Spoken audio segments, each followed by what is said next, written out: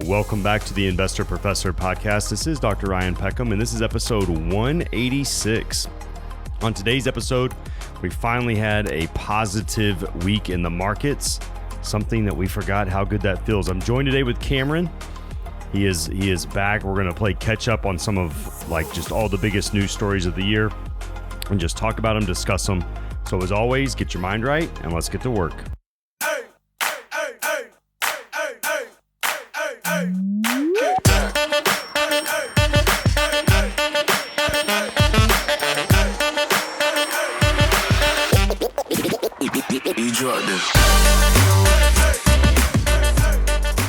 Welcome back to the podcast, everybody. Got the boy from Camarillo, the man from Camarillo today.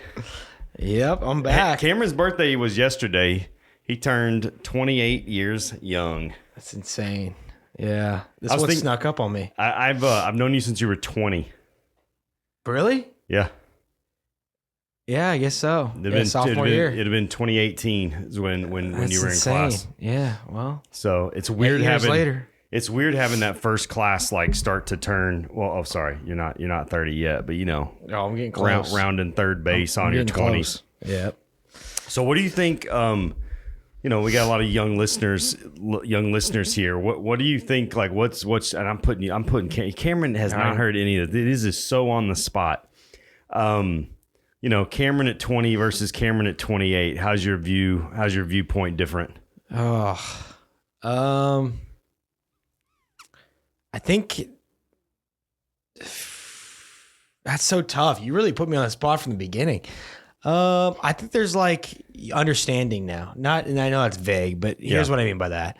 It's I think when you're younger, you are so focused on you. Mm-hmm. And I think it takes a few years, especially in corporate America, when you start realizing there's personalities in the room that you have to win over and perspectives to make something happen.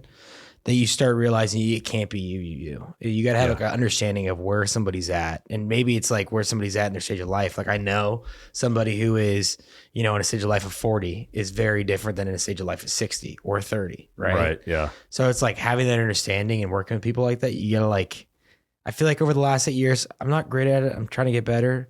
But having understanding of where somebody's at and their perspective before just sharing your idea or whatever. I think outside looking in, I think it's interesting because you've moved on from that space, and I'm always kind of in the space of school and young people and people graduating and things like that. It's just a kind of a normal occurrence in my life. Yeah.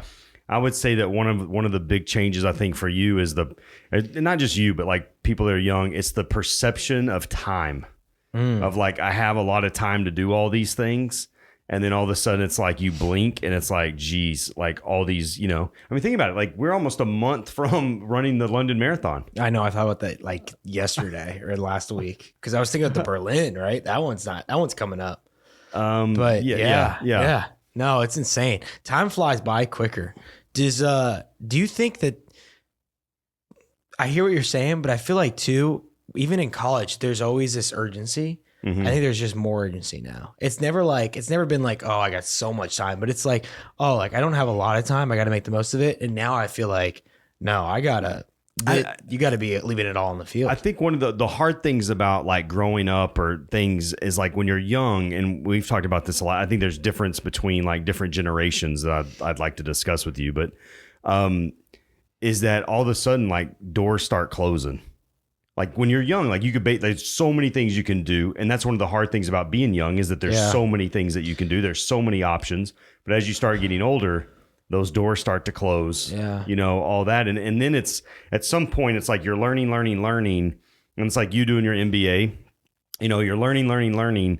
And then at some point you got to start doing and learning at the same time and all that you just don't stay in that spot very long, No. Yeah, I agree. I think the doors start closing on certain things, but even through the MBA, one of the hard things that you kind of have to figure out quickly. Yeah. One of the more difficult things is you have a lot of options on how you want to spend your time in the next 2 years. Yeah. And there's so many. And it's okay, I'm not going to it's not where am I going to get a return on my time? It's where am I going to get the best return on my time? Because just like the markets, right? You can make money in anything. right? It's not so much that this is straight from Howard Marks in his letters. It's where do you make the most money with the least amount of risk? Yeah. Same thing. And it's also too, I mean, like your time and being able to say no to some things that you're not passionate about, and things that, like, I always go back to like consistency, because there was a group of kids that I was with. I shouldn't say kids. I mean, they're about to graduate college, and they're talking about networking and all this stuff. And my advice was, man, do some stuff you like, not just stuff that you think like, oh, I need to do this because it's going to look good. Like, I think, again, like you have to do something you want to do. Otherwise, people kind of know that you're faking it. Yeah. That helps the consistency, right? That's the only way you stay consistent. For sure. So, I mean, you've been going back and forth to Chicago every weekend. And, luckily the year's been calm. There's like really not a lot for us to talk about. Yeah, it's been nuts. I don't know if I could have planned this one better, but. I mean, we're recording on April 3rd. And, luckily this is the first positive week. I thought this was a very important week for the market. So we can talk about the Iran war. We can talk about private equity, the struggles that are happening there. But I thought just from a perspective of how the market traded this week was very important, because we had a good first couple days in the market, and then Trump addressed the nation on Wednesday night, and the futures on Thursday were terrible. The Dow was down like 600, NASDAQ's down 400, and yesterday the market actually, the NASDAQ finished up, the Dow wasn't up, but it made a lot of that ground back up, which is, to me, a very interesting sign, because today, Friday, is Good Friday. The market is closed. And so it's one of the first end of weeks in the past 6-7 weeks where traders and investors have actually been willing to hold their stuff over the weekend. Which was a huge, that's a huge, just from a market sentiment piece, that's a huge deal. It is. What do you think got him there to do that? Or do you think this Friday snuck up? No, I think that it's, you see all this stuff, you hear Trump's rhetoric and all that. And I feel like it's like the market, this is such, I don't want to knock on wood, but you start seeing is a bottom kind of forming. Are investors looking through the next couple of weeks with the Strait of Hormuz, and there's some stocks that have gotten really beat up. And at some point, we've talked about this for years, which is, at some point you got to be okay, investing in a company that's down 40% or 30% or whatever. Like SoFi Bank has gone from 31 to 15. Part of that is the private equity deal, which they're not really too exposed, but when you're in those funds and everybody dumps those funds. So I don't know what I want to hear your thoughts on private equity and Blue Owl and KKR and all those. There's a few different things. So there's this is something that you got to just spend a lot of time researching and looking into. But so there's the private equity and there's the private credit, right? So the people that work usually just work in one. Like private equity will work as a private equity investor. The person that's in private credit will just be a private credit guy or girl. The two differences there that I'm seeing right now is one's fueling a lot of the other. So the private credit, right? Private credit is just a fancy way of saying we make loans out to people that may not get loans somewhere else or may not get these favorable terms or something like that. Yeah. So, and it's also, so after the financial crisis, the Dodd-Frank Act made it to where large banks couldn't make these loans anymore. Correct. Which is why over the last 15 years, we've seen private credit and private equity grow so much, because all of these businesses that needed capital, they can't go to JP Morgan. They can't go to these. They can't have that risky, I'm not saying they're all risky, but riskier loans than Correct. And they can't have leverage on them. Glad you said that, because if you think of somebody that's on that private credit side coming from that, 15 years. So what does that put them at? Say you started your career. They'd be my age. Yeah. And what has private credit been in the last 15 years? Pretty smooth. Pretty easy. Right? Yeah. So these perspective I'm seeing on CNBC of these private credit guys like Blue Owl or whoever comes out, it's a little concerning when they don't have fear or concern. I obviously, let's take it in perspective. If you're the CEO or you're somebody of a leadership in a company, you can't come out and say something negative. Totally understand that. But what I'm seeing right now with these people that are running these private credit funds are the same, I'm not going to call it delusion, but optimism that you saw in 2007 for the market. Well, yeah, it's basically It's like there's no you have to have some acknowledgement that some of the loans are probably not good. and it's no, but they aren't. There's too much confidence in that. What I'm saying, unfortunately. But here's why one leads into another. It's because private credit, a lot of focus on there, right? A lot of these private credit loans have been made to these private equity groups that have these investments in these businesses that they own. And the reason why they're taking this money is because the hold period on private equity investments are elongated. They're much more longer than they usually are. So instead of 3 to 5 years typical, they're like 5 to 7, 8, 9 years now. There's issues with that, but if we just focus on what this is going to mean for those companies, like there's a lot of these companies that are put in a really tough spot because they're private equity backed. They have this private equity money, and usually these life stages of these companies are like 3 to 5 years. Now it's 5 to 7. So they're having different problems. This private equity firms, right, that are investing in these businesses, they're seeing problems they've never seen before. 5 to 7 year problems are not the same as 3 to 5. Right. So now, and you're seeing this, all these people is like, okay, we need the best operators. We need the best people to come in to these private equity backed companies and help us drive it. Because these are problems we've never seen before, right? So the other thing we're seeing too, like there's this article, I'm kind of going off on a tangent here, but same. Kirkland and Ellis. They're one of the big, I think it's Kirkland and Ellis, Kirkland something. Almost certain it's Kirkland and Ellis. They are one of the big law firms that do all of the restructuring and all of the, like they pretty much are the Goldman Sachs of law firms for private equity investing and private equity restructuring and carve outs and things like that. Right. Now, everyone's been saying private equity business is slowing, right? The numbers are coming down. The payouts aren't as great. It came out that their revenue this last year was 20% higher than the year previous. Set a record. Yeah. Right? These partners are making like $12, $13 million, more than they ever have. And everyone's like, okay, private equity must be doing good. I look at that, and it's not that their work's increasing. I bet you the work's getting more complex. Probably. Especially with these carve-outs. There's probably a lot of restructuring going on. Yeah. So it's not that the private equity is getting bigger. It's just they're trying to make it one way or another. And the way they're doing it is these carve-outs, these businesses, and Kirkland and Ellis is doing it. So when they came out that number, everyone had a little optimism because like, oh, it's really not that bad. I don't think it's more deals getting done. I think it's just the deals are getting more complex. Yeah, they're probably charging more fees for it. They're probably getting restructured. I mean, the other issue is that, private equity doesn't mark to market, which means the prices on the businesses don't change regularly. No. The other thing too, I think the one thing, like when I look at this, I think the one piece that I think listeners will be able to understand is that private equity, all of a sudden you're raising money from companies and things, but you got to keep raising money. Yeah. So now they start going to retail people. And so, we work in an RIA, right? Registered Investment Advisor. I get emails all the time. Blue Owl is emailing me every week, wanting me to come eat a steak somewhere because they want access to clients, right? Never did. I haven't done any of it. I haven't taken any of those phone calls. But the problem is that, when you're working with retail investors and you tell them, hey, you're not going to be able to touch this money for 3 to 5 years, they say, yeah, okay. But most investors they take liquidity for granted. Yes. They're used to like, I own Apple stock. I can sell it today, transfer myself the money tomorrow. When we're talking about the stock, S&P 500, NASDAQ, all very liquid assets.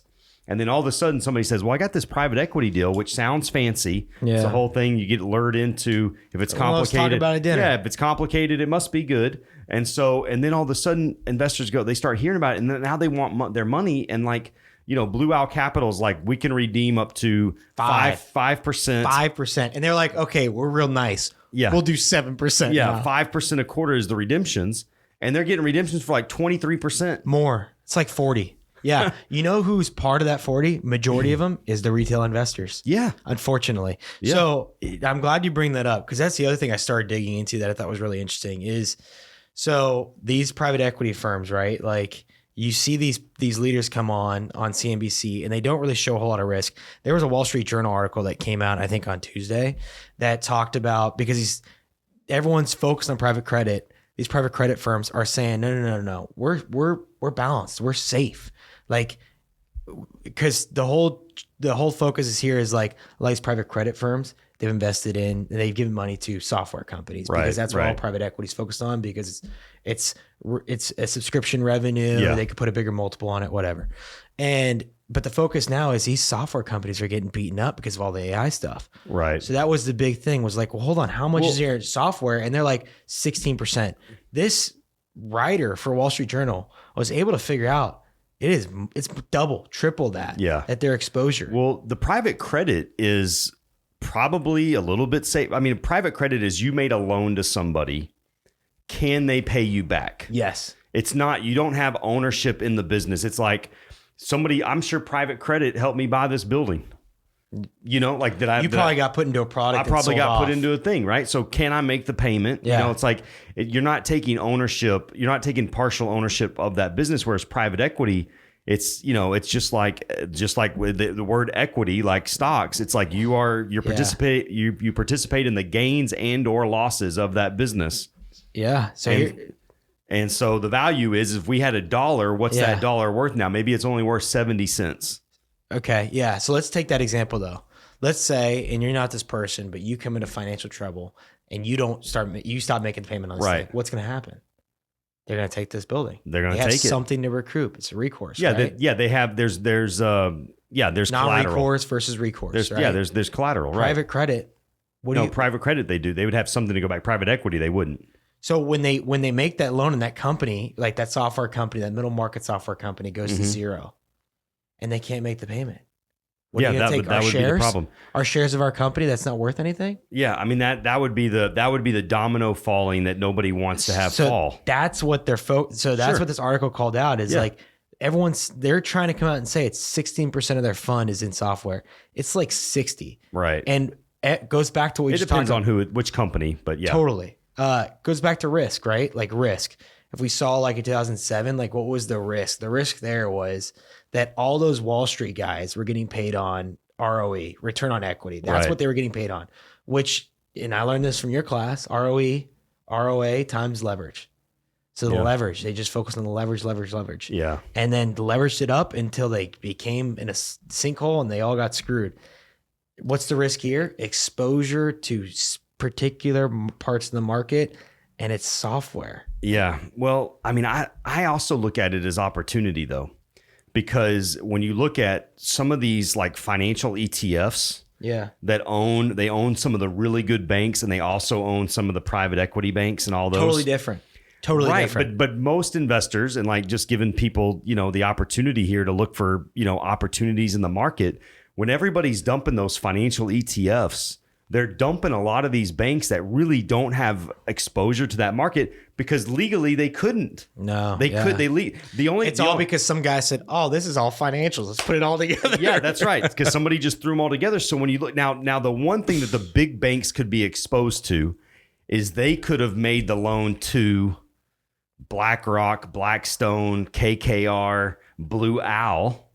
They could have made the loan to them. Yeah. But not necessarily. But it's probably a very small piece of their portfolio. But I look at like Capital One is a stock that's gone from 240 this year down to 180.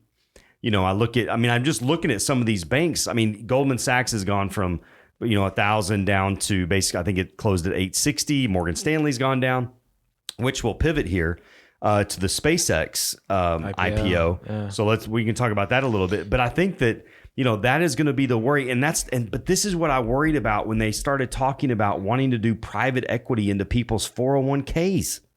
Because most Americans have they are not going to have any kind of aptitude to really understand what they own. Yeah. So I started a new quarter, and I've already shared some with you. This new professor, he has a line that he will, when we start talking about things like this in certain situations, his first question, other classes, it's like, oh, well, then what's the risk? What's the, principal agency here? His first question is, who's getting screwed? Yeah. Figure it out. Who's getting screwed?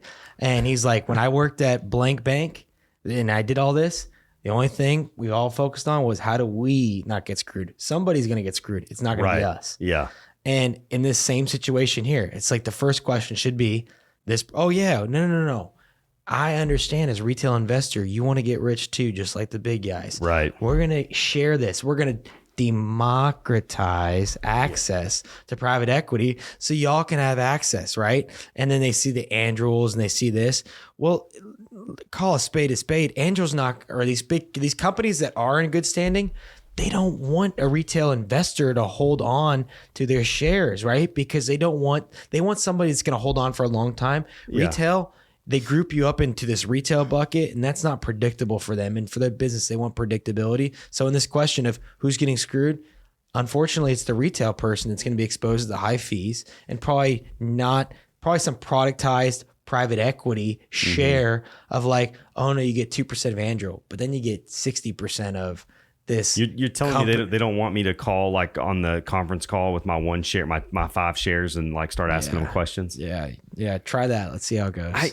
I don't know. I think that like we have looked at private equity deals. Yeah. Where you see like company doesn't have any revenue, no sales. They're paying, the CEO's paying himself like $200,000 a year off the investor's money, and like they don't even have any revenue yet.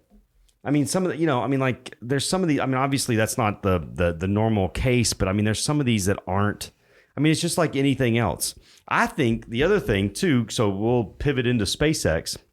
The one thing that private equity, private credit has been able to do, and I think that has hurt retail investors, is because there's been so much money going into private equity, private credit. There's a lot of businesses that have been able to stay private longer. Yeah. Because they haven't had to go public yet, because they've been able to access so much capital in the private markets, which is making some of these IPOs that we're expecting, the SpaceX, Anthropic, Anduril, and all those, they're going to be these massive IPOs because now there's all these retail investors that want to get in. I'm afraid like it's going to be such a worse valuation than it would have been, which is why I think like Goldman is probably going to underwrite it. Morgan Stanley's going to underwrite it. And I think that's like the sneaky way to profit off of this, is just to invest in some of the investment banks that are going to be underwriting this, and then wait for like the circus to leave town on some of these IPOs, and then maybe buy into those companies once that happens. So you talk about the financial ETFs. Yeah. Like the companies like Goldman Sachs, JP Morgan, they do a lot. Morgan Stanley, like those companies are getting beaten up. That's probably a great buying option. If you have, obviously, your portfolio, you got to look at it. But you just mentioned which banks can underwrite it. They released that list. Who was it? If your name wasn't on that list, you were like nobody. I mean, the amount of banks. Yeah. All the big banks are the primary seat, right? Yeah. There's primary seat and there's secondary seat. That's right, yeah. Like a supporting role, thing like that. Right. Primary seat, you just named part of them. Right. You could name 6 more in that and you hit them all. Well, and then all the sub is like all the names you would think. Right. If you're not on the list, you're not even in the business. Well, they're trying to get priced at a $2 trillion valuation. Now, I will say that SpaceX is trying to allocate 30% of the shares to retail investors through like E-Trade and different things. So that I think that's a part that's important to Musk. And I think the reason that it's important to Musk is because think about where Tesla would be if they didn't have the retail investor. Like think about how many times analysts have trashed basically Tesla, and it was the retail investors that kept them up. Yeah, that's going to be interesting. Can you imagine being the banks that are going to try to put together that prospectus? How do you value that? Well, that's what I want to see. I want to see, like, I'm excited to see the revenue of the company. I'm excited to be able to actually look at that. Yeah. To see that for the first time. I just know, like, when you look at IPOs, normally there's this huge tsunami of, the fear of missing out. But so many IPOs, the best time to buy them is 4 months later. You wait a little bit for sure. Yeah, you got to wait a little bit and let everybody, kind of sell. But I do think that obviously those big investment banks are going to be the ones that profit off of it. So they're going to charge a fee on it. Yeah, of course. Well, and they're going to buy the shares. They agree to buy the shares from SpaceX at a certain price, and then they become the market makers. And if the market goes crazy, they're just sitting there making tons of money, the first week or whatever as they issue the shares out. What's a best case scenario for SpaceX? They come out, IPO at a price, and it jumps or it drops. Which one's better? Oh, I think they want it to go up. I think they want to be able to show like how much interest is there, So then that means they'd have to price it low, right? They'd have to price it much lower than what the value is. Maybe. If they get the $2 trillion valuation, the price is the price. Yeah. I'm wondering what the deal's going to be like for E-Trade and all this, because then you got to like price it in a way that's going to be acceptable for a retail investor, right? Yeah, that's the worry. Is the first day is like, what is the, when they start having all the, what the interest is. I mean, I think that'll be interesting. But think about like we're like, even we, like, we're just glossing over them getting $2 trillion for SpaceX, not acting like that wouldn't be like the fourth largest company in the world. It's pretty big. Yeah. I mean, like a $2 trillion IPO. I mean, that is crazy. And they're not even doing like most of the shares. They're not even doing most of the shares of the business. Yeah. I'm going to do conspiracy here. I think long term, Musk has not been happy with his ownership of Tesla. And I think eventually after SpaceX goes public, there might be a world in the future where he tries to combine them so that now he has control. Like he would regain control of Tesla. And then he would be able to use XAI with all the, humanoid robots that are going to replace me and you. Yeah. I don't know. We'll see. He probably wouldn't want, that plays into the whole idea of him giving retail exposure, like having retail money in. But also too, it's like, I bet you he's the kind of guy, like when they send these prospectus around, these companies want the long only companies, they like the firms to buy the shares because they don't have to worry about them dumping it. Yeah. But then they also have voting rights with those shares. And I don't think Elon's the kind of guy that's going to want State Street to have a say on votes. Right. So maybe he's going to try to, that whole retail thing makes more sense. And I wonder if it's going to be even more of an exposure to that than anticipated. Yeah. So is there anything with like the market getting beaten up this year? We'll kind of close with this, but like the market getting beaten up this year, are there things that you're looking at, things that you want to invest in? I mean, some of the technology companies, I mean, we talked about software and private equity. There's been a lot of software in, the public markets that's gotten beat up. Yeah. Software companies have gotten beat up. Consulting is interesting because consulting is a big focus right now, like Accenture and stuff. Like, are they going to be on the front end of this or the back end? Are they going to get screwed with it? The banks are always going to be a good play because I don't think we haven't had an IPO market. And I think that's not going to stay constant. So having banks exposure to that, I think is good. Oil and gas has been quite interesting, especially with the Strait of Hormuz and all that. And the oil prices, everyone's seen at the pump, right? So oil's starting to, bounce pretty good. Especially people who bought a diesel truck. Yeah. Did you buy a diesel truck? No. Oh, who did? So onward. So the oil is interesting, but the tech's real interesting. Like there's a lot of movement. Like, I'm sure you saw the Claude bot. Everyone was buying Mac minis. You call up Apple, any of the Apple stores nearby, they already sold out. I wonder what that's going to be like. What about Claude leaking their source code? Yeah, that's going to be a problem. The biggest risk of these companies now are going to be their employees, I swear. That's going to be the biggest risk. It won't be the technology failing. It's going to be their employees failing, unfortunately. I think that's going to... that's great, right before they're replaced. And also, we're in April, right? Yeah, so this is April 3rd. What comes in like 2 months, a month? Oh, we got all the interns coming in. Let's not give them the keys to the castle. Because, like HBO, like they had that intern that accidentally sent that your account's getting deleted email to their whole customer base. And they had to say, oh, I'm sorry. Yeah. So we got 3 months of this. Maybe there might be a new headline with that. But these big companies like Anthropic's making a big wave. Like ChatGPT is losing a lot of steam, unfortunately, with that. Microsoft Copilot really hasn't made much noise, but they bundle the hell out of everything. So every enterprise has it. Yeah. Yeah, it'll be interesting to see how this plays out. I mean, we have some of the first data centers that are supposed to like come online this summer. Yeah. I saw an article earlier today that was talking about the data centers are, one of the biggest constraints is electrical components.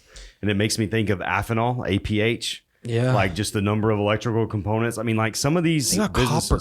What? Copper. I mean, come on. You don't have to be that smart to like. Yeah. And then that's there. And then also just I think about heating and cooling and like the industrial side of the data centers. I mean, there are still like, even though it has not been a good year, I still think about like good companies you can invest in. I stop looking at kind of like the numbers. Yeah. As far as like bottom line number, and I start paying attention to share count, like just trying to increase the number of shares that I have so that when the market does come back, obviously, companies that pay dividends, I mean, all the things we've talked about, throughout the years, but I don't know. I mean, like, we'll see. We'll see if we can turn this past week into maybe a little trend of a little comeback here. So Well, thanks for joining us again. Yeah, it feels good to be back. Yeah, nice to be back. So, well, hope this was helpful for you. As always, don't mistake activity for achievement, and we'll see you next time. Thanks, everybody.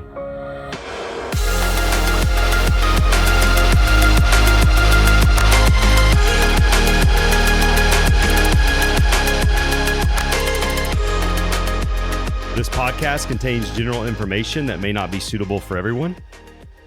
The information contained here should not be construed as personalized investment advice. There is no guarantee that the views and opinions expressed in this podcast will come to pass. Investing in the stock market involves gains and losses and may not be suitable for all investors. Information presented here is subject to change without notice and should not be considered as a solicitation to buy or sell any securities. Right Our Equities does not offer legal or tax advice. Please consult the appropriate professional regarding your individual circumstances. Past performance is no guarantee of future results.